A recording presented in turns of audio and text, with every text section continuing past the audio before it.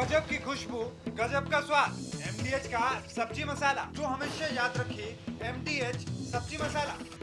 रूप मंत्रा Ayurvedic face cream, ये कोई कॉस्मेटिक नहीं, आयुर्वेदिक औषधि है। पेट सफा आयुर्वेदिक चूर्ण, पेट सफा हर रोग दफा। Doctor ortho Ayurvedic oil and capsule, जोड़ों के दर्द की बेजोड़ दवा। महिलाओं के लिए सर्वाधिक भरोसेमंद औषधि एवं टॉनिक।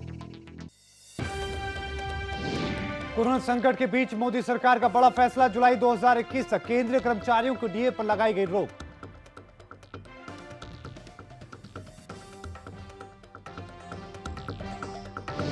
कांग्रेस वर्किंग कमेटी की बैठक में सोनिया गांधी की दो टूक, कहा नफरत का वायरस फैला रही है बीजेपी।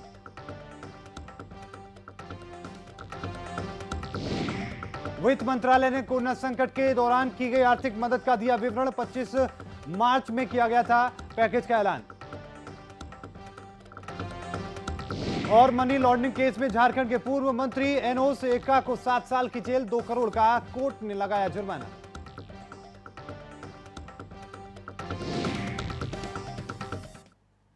नमस्कार, मैं हूं मोहित चौधरी और आप सभी का स्वागत है इस बुलेटिन में। रुक करते हैं खबरों का।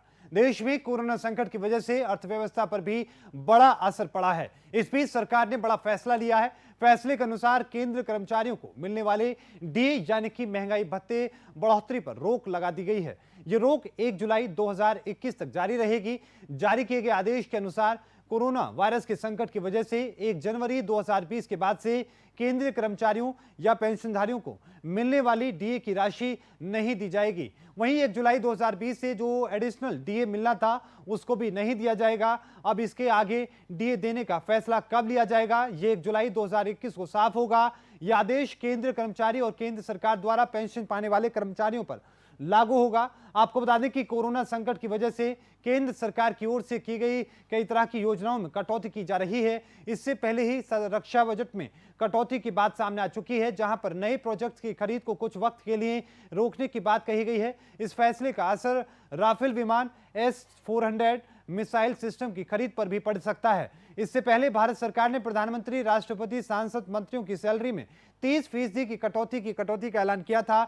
इतना ही नहीं, सांसद निधि फंड को भी 2 साल के लिए निरस्त कर दिया गया था। आपको बता दें कि कोरोना वायरस के संकट की वजह से देश में 40 दिनों का लॉकडाउन लागू है, जिसके कारण अर्थव्यवस्था पूरी तरीके से चौपट है, सब कुछ बंद है। इसके सीधा असर जीडीपी और रेवेन्यू पर भी पड़ता दिख रहा है। तो वहीं वित्त मंत्रालय ने कोरोना वायरस संकट काल के दौरान केंद्र सरकार के द्वारा दी गई आर्थिक मदद का विवरण दिया है। इसके तहत मंत्रालय ने जानकारी दी है कि प्रधानमंत्री गरीब कल्याण योजना के तहत अब तक 33 करोड़ से ज्यादा गरीब लोगों को आर्थिक मदद मुहैया कराई जा चुकी है। प्रधानमंत्री किसान योजना की पहली किस्त के तहत देश के 8 करोड़ किसानों को अब तक 16,140 करोड़ रुपए का विवरण दिया जा चुका है। आपको बता दें कि इसकी पहली किस्त अप्रैल महीने में गरीब किसानों के खाते में डाली गई है। पीएम किसान योजना के तहत 2,000 रुपए की पहली किस्त किसानों के खाते में जा चुकी है। वित्त मंत्रालय ने सूचना दी है कि इससे कुल मिलाकर अब तक 1,405 करोड़ रुपए वितरित किए जा चुके हैं और इसका फायदा कुल 2.82 करोड़ बुजुर्गों, विधवाओं और दिव्यांगों को मिला है। देश में 20.05 करोड़ महिला जनधन खाता धारकों को अब तक 10.025 करोड़ रुपए का वितरण किया जा चुका है। इसके अलावा सरकार ने नौकरी पेशा वर्ग के लोगों के लिए भी काम किया है, जिसके तहत अप्लाई प्रोविडेंट फंड योजना के रूप में 162 करोड़ रुपए तक ट्रांसफर किए जा चुके हैं। इसका फायदा देश के 10.6 लाख नौकरी करने वाले लोगों को मिला है। तो वहीं प्रधानमंत्री नरेंद्र मोदी ने 27 अप्रैल को सुबह में राज्यों के मुख्यमंत्रियों के साथ में वीडियो कॉन्फ्रेंसिंग के जरिए बातचीत करेंगे। आपको बता दें कि समझा जा रहा है कि इसमें कोरोना वायरस के खिलाफ आगे की लड़ाई के बारे में चर्चा हो सकती है। कोविड-19 के प्रसार के बाद में राज्यों के मुख्यमंत्रियों के साथ में वीडियो कॉन्फ्रेंस पर प्रधानमंत्री मोदी की यह तीसरी बैठक होगी। मुख्यमंत्रियों के साथ में प्रधानमंत्री का पिछला संवाद 11 अप्रैल को हुआ था, जिसमें अधिकांश मुख्यमंत्रियों ने 21 दिनों के लॉकडाउन को बढ़ाने की मांग की थी। इसके बाद ही प्रधानमंत्री ने 14 अप्रैल को राष्ट्र के नाम संबोधन दिया और लॉकडाउन को 3 मई तक बढ़ाने की घोषणा की थी। इससे पहले प्रधानमंत्री ने राज्यों के मुख्यमंत्रियों के साथ में 20 मार्च को चर्चा की थी। इसके अलावा वे पंचायती राज दिवस के मौके पर देश भर के पंचायतों को संबोधित करेंगे। 24 अप्रैल को देश में पंचायती राज दिवस मनाया जाएगा। लॉकडाउन के चलते चलते प्रधानमंत्री मोदी वीडियो कॉन्फ्रेंसिंग के जरिए देश भर की ग्राम पंचायतों से सीधे रूबरू होंगे। डॉक्टरों, चिकित्सा कर्मियों पर हमले करने वाले लोगों पर 7 साल की सजा होने का प्रावधान रखा गया है। डॉक्टरों और स्वास्थ्य कर्मियों पर हमले के खिलाफ मोदी सरकार ने अध्यादेश लेकर आई थी, वो अब लागू हो चुका है। राष्ट्रपति रामनाथ कोविंद ने इस अध्यादेश को मंजूरी दे दी है। इसके साथ ही अध्यादेश लागू होने की अधिसूचना भी जारी हो चुकी है। इस आदेश के लागू होने के बाद डॉक्टरों और अन्य मेडिकल स्टाफ के साथ मारपीट करने पर अधिकतम 7 साल की जेल हो सकती है और इसके साथ ही भारी जुर्माना भी उसका सामना करना पड़ सकता है। मेडिकल एसोसिएशन ने इन हमलों के खिलाफ विरोध भी जताया था।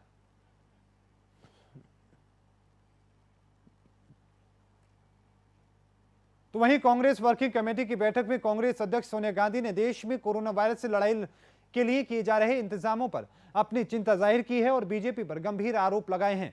सोनिया गांधी ने कहा कि जब हमको मिलकर कोरोना वायरस के खिलाफ मिलकर लड़ना चाहिए था, उस समय बीजेपी नफरत के वायरस फैला रही है।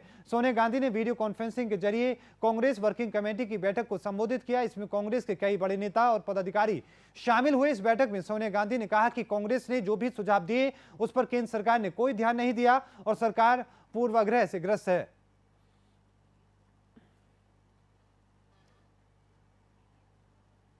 तो वहीं पूर्व ओलंपियन मिल्खा सिंह ने कोविड-19 सीमावर्ती योद्धाओं पर हमले की निंदा की है। फ्रंटलाइन योद्धाओं पर बात करते हुए पूर्व ओलंपियन ने अपनी बेटी मोना मिल्खा के लिए अपनी चिंताओं को भी साझा किया, जो संयुक्त राज्य अमेरिका के एक अस्पताल में कोविड-19 रोगियों का इलाज कर रही हैं। उन्होंने कहा कि मेरी बेटी मोना मिल्खा सिंह न्यूयॉर्क में एक डॉक्टर हैं, हमें उन पर बहुत गर्व है। वो हमें रोज बात करती हैं और हमें खुद की देखभाल करने के लिए कहती हैं। क्या कुछ उन्होंने कहा है, आइए सुनवाते हैं। वो इन चीज़ों में काम कर रही है, वो उसकी ड्यूटी है।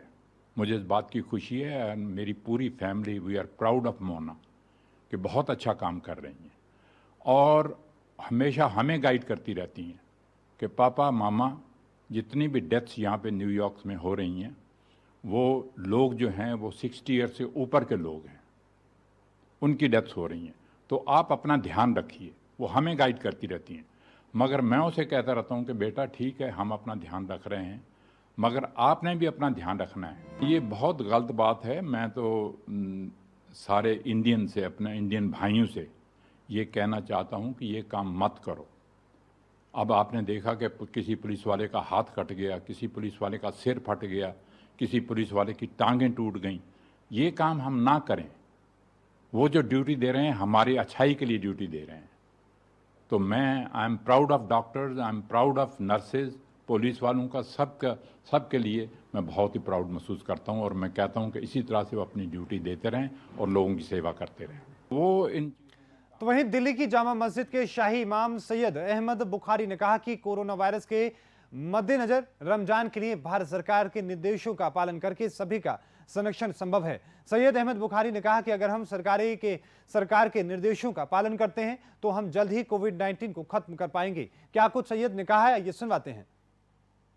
अब ये हम पर और आप पर है कि इस वायरस को खत्म करने की जंग में हम कितना साथ देते हैं।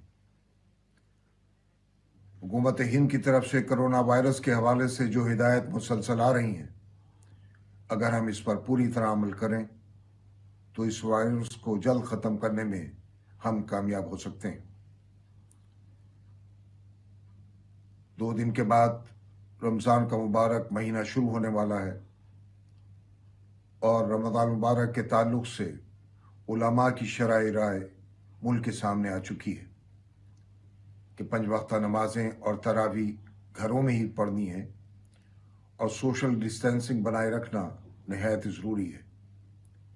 एक दूसरे से दूरी और दीगर हिदायत पर अमल करके हम अपने आप को, अपने ख़ानदान और समाज को इस मौलिक बीमारी से बचा सकते हैं। तो वहीं कोरोना वायरस दुनिया भर में खतरनाक रूप लेता जा रहा है। इस बीच विश्व स्वास्थ्य संगठन यानी कि WHO ने एक बार फिर से दुनिया को चेतावनी दी है। WHO ने आगाह किया है कि कोई गलती मत करना, ये वायरस हमारे साथ लंबे समय तक रहने वाला है। WHO प्रमुख टेड्रोस ने यह कहा है कि देश में कई देशों में महामारी की अभी शुरुआत हुई है। जहां से महामारी की शुरुआत हुई थी वहां दोबारा मामले दिखने लगे हैं। कोई गलती ना करें, यह वायरस हमारे साथ लंबे समय तक रहने वाला है। WHO के टॉप एमरजेंसीज जो एक्सपर्ट्स हैं डॉक्टर माइक रयान ने वैश्विक यात्रा को जल्द खोलने के खिलाफ चेताया है। उन्होंने कहा कि ये जोखिम भरा हो सकता है। WHO ने दुनिया को लॉकडाउन हटाने को लेकर सावधानी बरतने को लेकर कहा है। दरअसल दुनिया के कई देश लॉकडाउन में ढील दे रहे हैं और ये यहां तो या फिर हटाया जा रहा है। WHO ने ऐसे मामलों को लेकर चेताया है। 2 दिन पहले ही WHO प्रमुख ने चेतावनी देते हुए कहा है कि इससे भी बुरा वक्त अभी आने वाला है। WHO के जो निदेशक हैं टेड्रोस अधानोम, उन्होंने ये कहा है कि ये अभी नहीं बताया जा सकता कि कितना इसको लेकर समय लग सकता है, लेकिन उन्होंने कहा कि ये एक लंबा समय तक हमारे साथ ये वायरस रहने वाला है।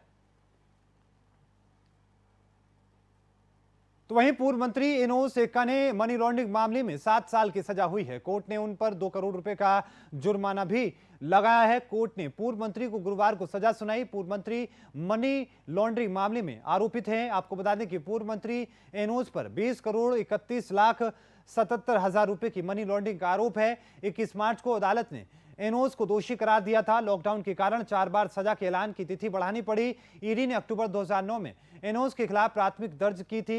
ईडी ने 56 गवाहों के बयान दर्ज कराए। एनोस ने अपने पक्ष में 71 गवाहों को पेश किया। एनोस एक्का, उनकी पत्नी मेनन एक्का सहित परिवार के 5 सदस्य आय से अधिक संपत्ति मामले में होटवार जेल में 7 साल की सजा काट रहे हैं। 25 फरवरी 2020 को सीबीआई के विशेष जज के AK मिश्रा की अदालत ने सजा सुनाने का फैसला किया था।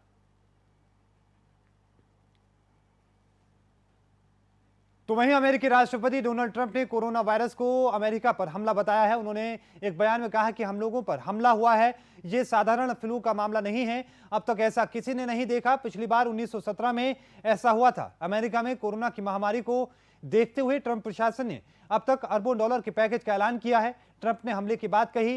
राष्ट्रपति ट्रंप ने एक प्रेस ब्रीफिंग की। उन्होंने अपने पास दूसरा कोई विकल्प नहीं है, मैं हर एक घटना पर ध्यान रखता हूं, हमें इस परेशानी को दुरुस्त करना होगा। दुनिया में हम सबसे बड़ी अर्थव्यवस्था हैं, चीन से भी बड़ी या दुनिया में किसी भी देश से बड़ी अर्थव्यवस्था है। हम लोगों ने पिछले 3 साल में बनाया है और वो आकार कहें कि आपको इसे बंद करना होगा, हम इसे फिर से खोलने जा रहे हैं। हम पहले की तुलना में और भी मजबूती से आगे बढ़ेंगे, लेकिन आप लोगों को इसे दोबारा रास्ते पर लाने के लिए धन खर्च करना होगा। तो वहीं हरियाणा में स्वास्थ्य विभाग की टीम ने काबिले तारीफ काम करते हुए कोरोना जैसी महामारी से निपटते हुए उस पर काफी हद तक ब्रेक लगा दिया है, जिसके चलते अब हरियाणा के 10 जिलों में कोरोना का कोई एक्टिव केस नहीं बचा। अंबाला जिला स्वास्थ्य मंत्री अनिल विज का जिला है, जहां भी स्वास्थ्य विभाग की टीम ने जितने भी कोरोना पेशेंट आए थे उन्हें ठीक करके सकुशल घर लौटाया जा चुका है। इस वक्त अंबाला में एक भी एक्टिव मामला नहीं है। सिर्फ एक तबलीगी जो PGI चंडीगढ़ में भर्ती है वो भी पूरी तरह स्वस्थ है। वहीं हरियाणा के 10 जिले कोरोना का कोई एक्टिव पेशेंट अब नहीं होने पर अनिल विज ने कोरोना वॉरियर्स को बधाई देते हुए कहा कि स्वास्थ्य विभाग की टीम अच्छा काम कर रही है। हरियाणा में जो कोरोना योद्धा है वो बहुत अच्छे ढंग से अपनी भूमिका अदा कर रहे हैं। यही कारण है कि हरियाणा आज सारे देश में कोरोना ठीक होने में सबसे आगे है। यहाँ पर जो कोरोना के पेशेंट डबल होने की रफ्तार है वो 14 दिन है, जबकि केंद्र की 7.5 दिन है। यहाँ पर जो रिकवरी रेट है वो 57% है, जबकि केंद्र का 16% है। तो ये सारा कोरोना योद्धाओं की कर्मठता, डेडिकेशन का नतीजा है। देखिए, अंबाला में अभी एक्टिव केस अंबाला में एक भी नहीं है। जो 4 पिछले दिनों में जो फॉल्स पॉजिटिव केस आए थे, आपको पता है कि हमने within 24 hour report government labs को भेज के फिर दूसरी रिपोर्ट से भी हमने कंफर्म करवा लिया उन 4 केस का। अभी 2 गवर्नमेंट लैब ने कंफर्म कर दिया कि वो केस नेगेटिव थे, वो पॉजिटिव वो फॉल्स पॉजिटिव दिए गए थे प्राइवेट लैब द्वारा। तो हमने कंफर्म करवा लिया और उनको 4 को डिस्चार्ज करके भेज दिया गया है। 3 को फैसिलिटी क्वारंटाइन कर रहे हैं उसके बाद भी।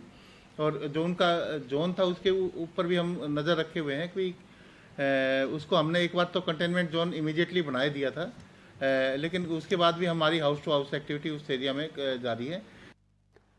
तो वहीं हरियाणा के रोहतक जिले में ककराना गांव में एक कैंसर मरीज और उसकी पत्नी में कोरोना संक्रमण की पुष्टि हुई है। ककराना निवासी 58 वर्षीय व्यक्ति को दिल्ली के निजी अस्पताल में जांच के दौरान कोरोना वायरस संक्रमण की पुष्टि हुई है। कैंसर पीड़ित मरीज की पत्नी भी कोरोना पॉजिटिव मिली हैं। रोहतक पीजीआई में की गई जांच में कोरोना संक्रमण की पुष्टि हुई है। वहीं परिवार के अन्य सदस्यों की जांच रिपोर्ट आनी अभी बाकी है। जिला प्रशासन ने पूरे गांव को सील कर दिया है। अब गांव के हर घर के सदस्यों की स्क्रीनिंग होगी। आपको बता दें कि ककराना निवासी 58 वर्षीय व्यक्ति इसी वर्ष दिल्ली के एमटीएल विभाग से रिटायर हुए हैं।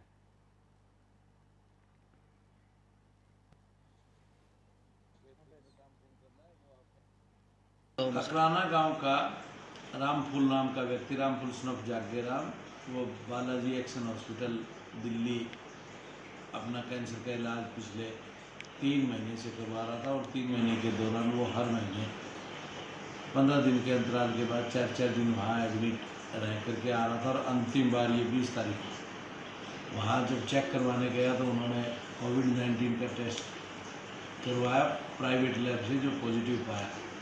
तो उसने वापस आकर के अपना मेडिकल कॉलेज में PGIMS में आकर के अपना टेस्ट करवाना चाहे, तो वहाँ जब टेस्ट करवाया तो वो पॉजिटिव निकल गया।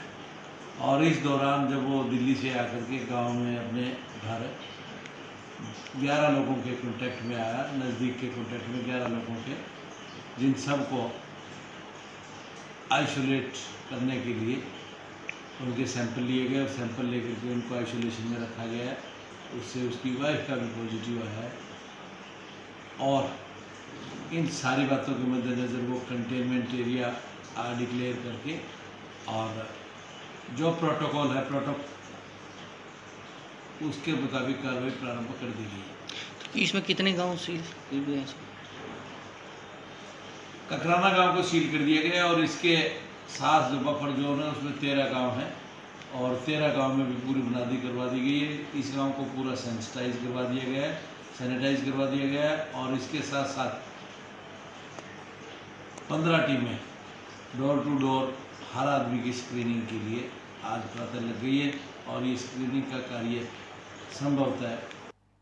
कोरोना संक्रमण से आपके आसपास से कितना जोखिम है, इसका अलर्ट आरोग्य सेतु ऐप के जरिए मिल रहा है। कुरुक्षेत्र में उपायुक्त धीरेन्द्र खटकटा ने बताया कि जिले भर में अब तक 85,073 से ज्यादा लोग आरोग्य सेतु ऐप को डाउनलोड कर चुके हैं। Aarogya Setu app corona virus संक्रमण के प्रसार, जोखिम और बचाव उपचार के लिए लोगों तक सही और सटीक जानकारी देने का काम करता है। ऐप वायरस से बचाव के लिए बुनियादी सावधानी बरतने के जो टिप्स भी देता है। यदि आपका परीक्षण सकारात्मक आता है तो ये ऐप आपके डाटा को सरकार के साथ साझा करता है।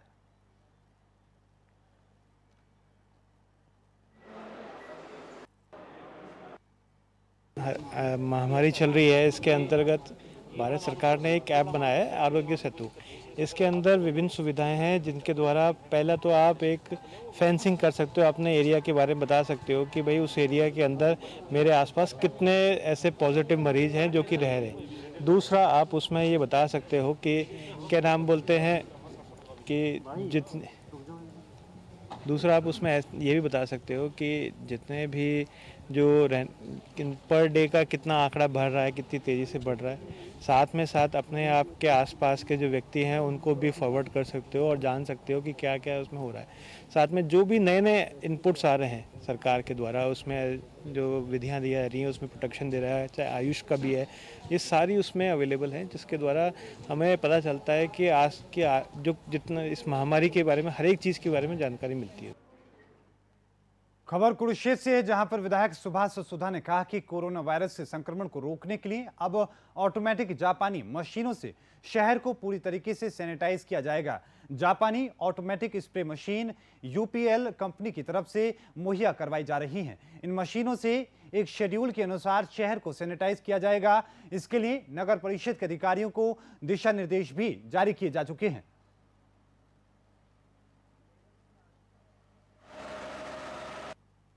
देखिए, मैं सर्वप्रथम छड़ी पाशा गुरुद्वारे का धन्यवाद करता हूं, जिनके पूरे जितनी मैनेजमेंट है उन्होंने हमारा हमेशा साथ दिया।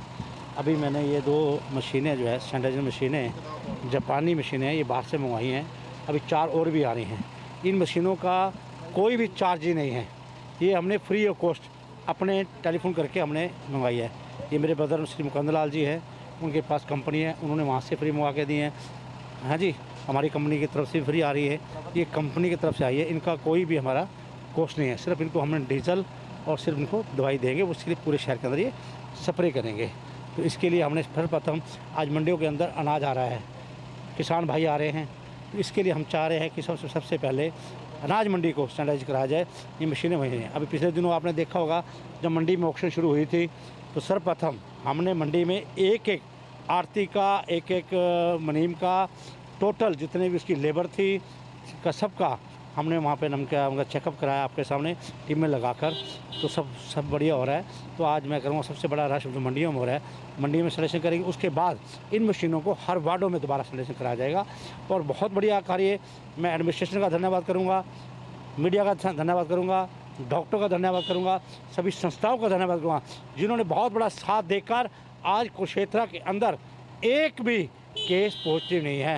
ये अगर देन है तो कुरुक्षेत्र की जनता की देन है। तो वहीं फरीदाबाद में बढ़ते कोरोना के मामलों को देखते हुए जिला प्रशासन की तरफ से 12 कंटोनमेंट जोन बनाए गए हैं। इन कंटोनमेंट जोन में पुलिस जहां सड़कों पर खड़े होकर निगरानी कर रही है, तो वहीं आसमान से भी लोगों पर नजर रखी जा रही है। वो बाकायदा ड्रोन कैमरों से कंटोनमेंट जोन में ये देखा जा रहा है कि लोग सोशल डिस्टेंसिंग की अवहेलना तो नहीं कर रहे हैं।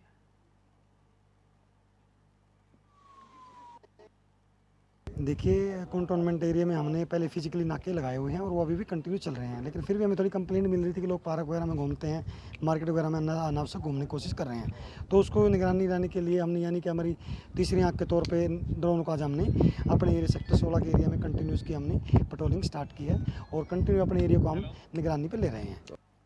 तो वहीं कोरोना महामारी के समय में आढ़ती अपनी मांगों को लेकर हड़ताल पर हैं, तो सरकार ने पंचायतों के माध्यम से गेहूं खरीद को शुरू कर दिया है। टोहाना की जाखल अनाज मंडी में जाखल सरपंच के माध्यम से खरीद होने पर स्थानीय प्रशासन और व्यापारी आमने सामने आ गए, जिसके चलते प्रशासन के आदेश पर व्यापारियों पर पुलिस ने हल्के बल का प्रयोग करते हुए खदेड़ दिया ताकि लॉकडाउन की उल्लंघना ना हो सके। घटना की जानकारी मिलने पर एसडीएम और डीएसपी उमेद सिंह भी मौके पर पहुंचे और व्यापारियों से बातचीत कर उन्हें समझाने की कोशिश की गई। समूचे देश में लॉकडाउन लगा हुआ है, वहीं दूसरी ओर मध्य प्रदेश के छिंदवाड़ा जिले के हरे भरे पेड़ों की कटाई की जा रही है। वहीं वन विभाग सुस्त नजर आ रहा है। वन माफिया लाखों रुपए की बहुमूल्य प्रजातियों के सागौन पेड़ों की कटाई कर रखे उसकी तस्करी कर लेता है, लेकिन इसकी भनक वन विभाग को नहीं लग पाती।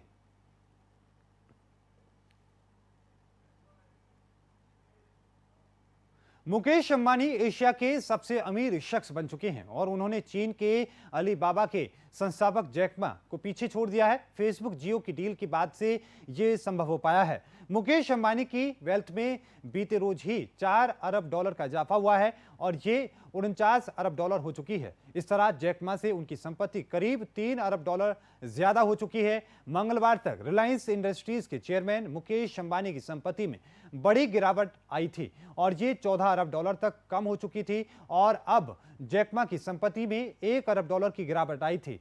टेक दिग्गज फेसबुक के साथ डील की खबरों के बाद रिलायंस इंडस्ट्रीज के शेयरों में बुधवार को शानदार उछाल दर्ज किया गया है।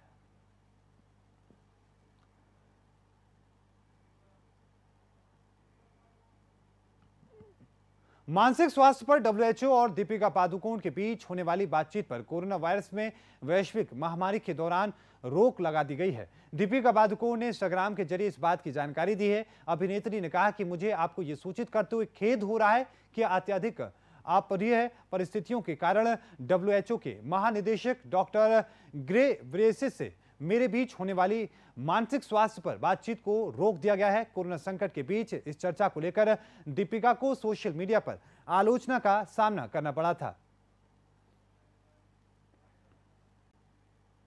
इस बुलेटिन में अभी के लिए इतना ही। देखते रहिए ओके इंडिया। मुझे दीजिए इजाजत। धन्यवाद।